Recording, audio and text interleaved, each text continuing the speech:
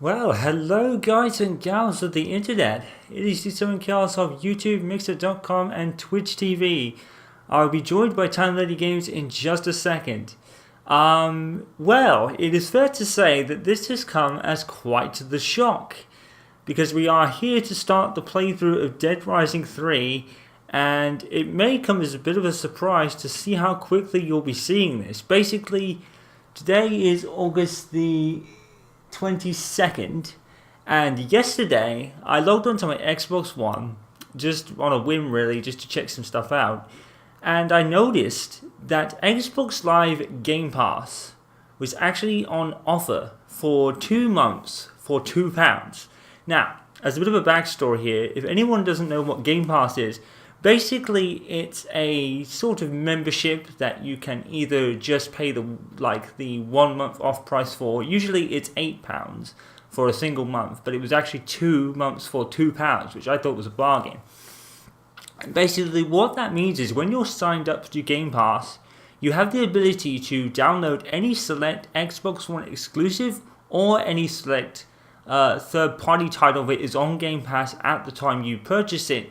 You get to download it for free and play the game as long as your Game Pass is active. Deadrising 3, as you know, is an Xbox One exclusive, or at least was for some time until it was released on Steam. So about a year or so after its initial release on the Xbox One as an Xbox One exclusive game, when the console came out in 2013. So me and Lady Tom Lord are going to take this opportunity for the next 2 months to play through as much of Deadrising 3 as possible. Now, as a side note before we start, my screen has disappeared. What's this about? There it is. Sorry about that. So how this is going to work probably a little bit differently. It really depends. If we finish this in some sort of timely fashion, you'll probably see the entire playthrough part after part after part consecutively. But as you know, as I just mentioned, we've actually only got 2 months of Game Pass. So if we don't, as we're so close to the release of F1 2018, we're very much looking forward to playing that. And I think through September we've got obviously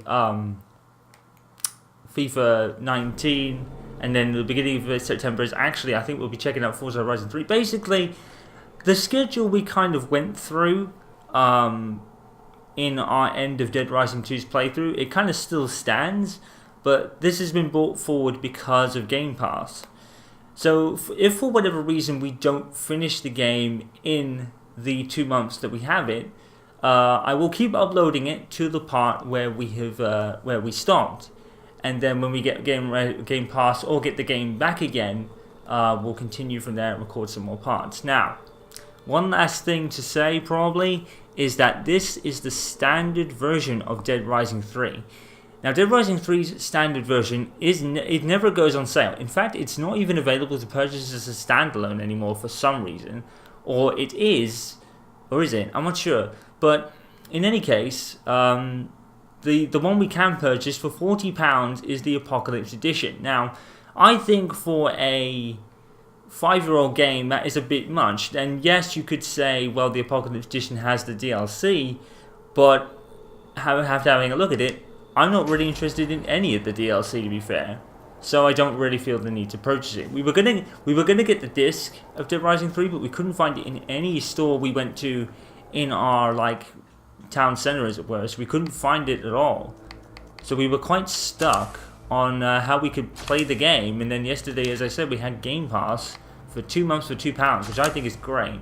If you're interested, if you want to play some games for a much cheaper price, you can obviously get Game Pass, and you can play exclusives for much cheaper than buying the game outright. And I think a lot of people do it. It's quite a surprise that Game Pass is like that. I didn't think a lot of people would be, a lot of game dev teams wouldn't be really into Game Pass, because it doesn't mean they're not going to get full sales of the full game at full retail price. But I guess it all adds up when you put together that a lot of people could be using Game Pass. They could be using continuous £8 a month into Game Pass, so that could probably all add up. But yeah, a lot of people are on board. The Xbox One exclusives stay on there forever, I think, and third-party titles are select every few months. I think the games change depending on what it is. Now, back to the actual game. How this is going to work is myself and Laytana will be co-op playthrough in the game. The first maybe 40 minutes or so are not co-op though, so Laytana will gone ahead and she'll be doing that. I'll be able to catch up. Once we get to, I think it's the garage at the beginning of the game, that's when co-op becomes active and we can start playing through from there. Now we'll be playing the story mode portion because Nightmare mode, as you could see, so Nightmare mode is experience a more brutal and frantic Dead Rising 3. In Nightmare mode you have much less time to escape Los Pideres, which I guess is in Spain, before the city is destroyed. You can only save in safe zones and porta potties. Zombies and enemies are much more deadly, so you'll need to be have all your skills to survive. Basically what Nightmare mode does is turn Dead Rising 3 into its predecessors. And the reason why I say that is because Dead Rising 3 had a lot of criticism over how easy it was, how it didn't really feel like a Dead Rising game anymore. If you've played Dead Rising 4, you've played Dead Rising 3 and you've heard it all, really, so I don't really have to go into that. But one thing I did say was, you know, after how brutally frustrating the first two games were, can you really blame Capcom when only a real Dead Rising fanatic is going to buy the game for its difficulty? A lot of more people, including myself, would have been turned off.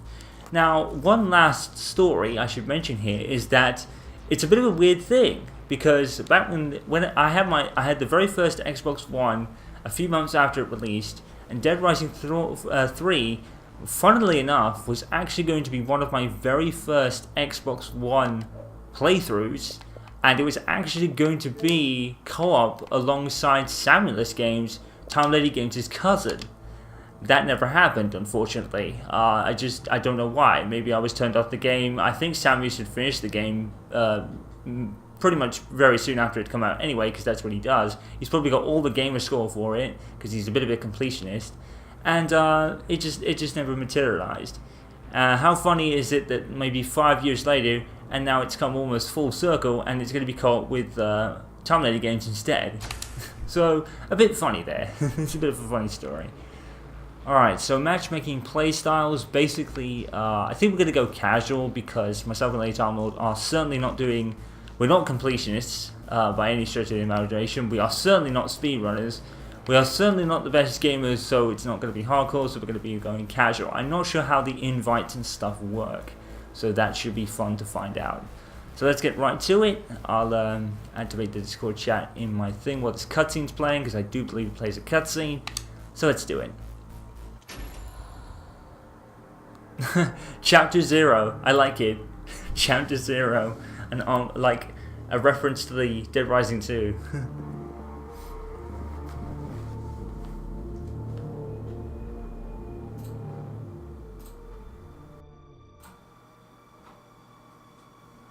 Oh, it's California. Alright. So, that's quite a surprise. I would have thought it would be in Spain, but it's in America, apparently. So, initial report of zombie infection at 7:14 AM. There was no intro movie, by the way. Zombification incidents reached 500, downtown quarantined after 6 hours.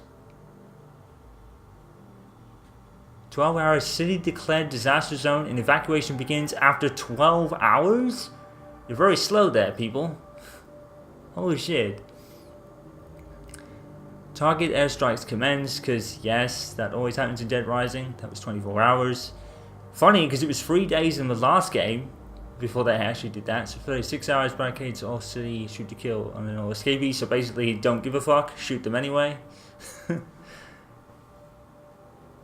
48 hours, contact lost from remaining emergency personnel, of course. And basically, much like Dead Rising 1, it turns into an absolute shambles.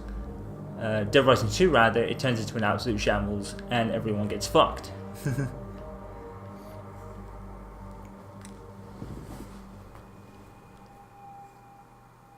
That's what it looks like. 72 hours post-outbreak. Now that's interesting. So we're actually starting 3 days after the outbreak. You normally play the first 3 days of the outbreak in the game. Now we're playing after that. So that's quite interesting, actually.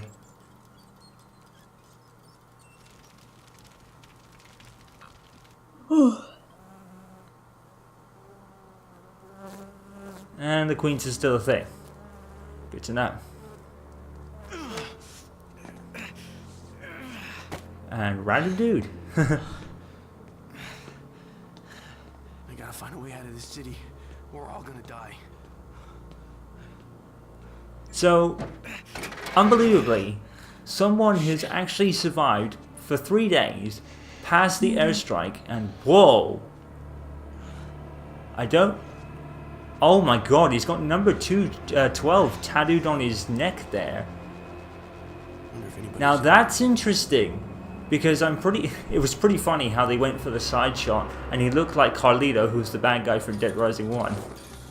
Interestingly, in case you don't actually know, babe, at the end of Deadrising 1, it is revealed that there are 50 orphans that actually have the antibodies to the parasite in them. And Nick has number 12. So I'm guessing he might be one of them. That would be very interesting. Oh. It'd be interesting to find out if that's the case, but that's what I'm thinking right now. So where are you exactly? I'm at the credits now. So I just played the first bit where you escape and then the plane crashes. And now it's doing like the title sequence. Okay. It's when you get it, I think, if I remember rightly, because I did play this game a little bit when I wanted to play through with Samus. I think it's when you get to a garage where the co-op becomes active. So I think it's about maybe half an hour, 40 minutes in. It shouldn't be too hard to reach.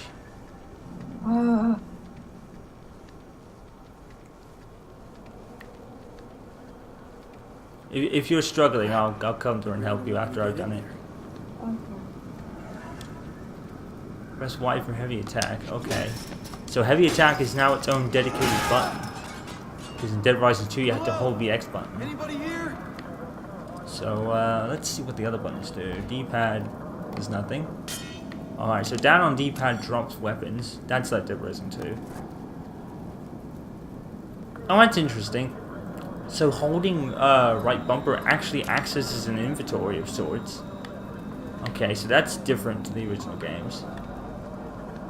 I say original games, so meant the other 2 games. There's something in this.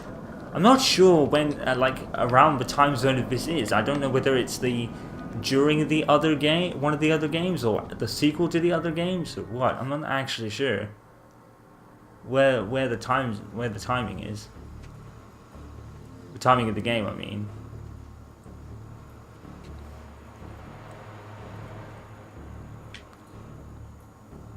It's probably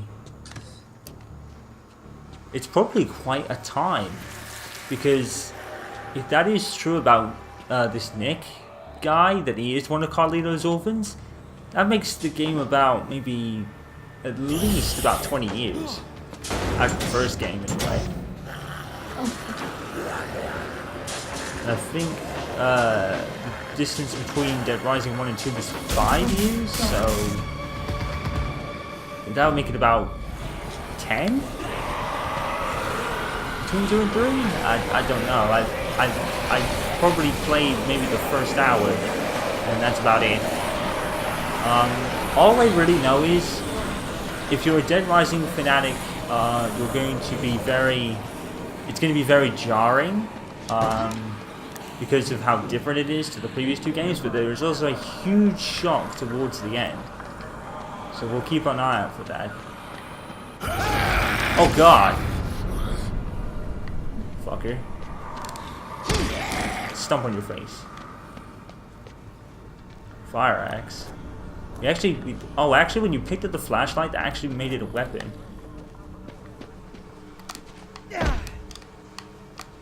So the health bar looks different because the square is actually decreased with damage. He's dead. He's dead. He's dead as well. Okay. Oh god, he's not. Fag. Oh shit. Coming through, suckers.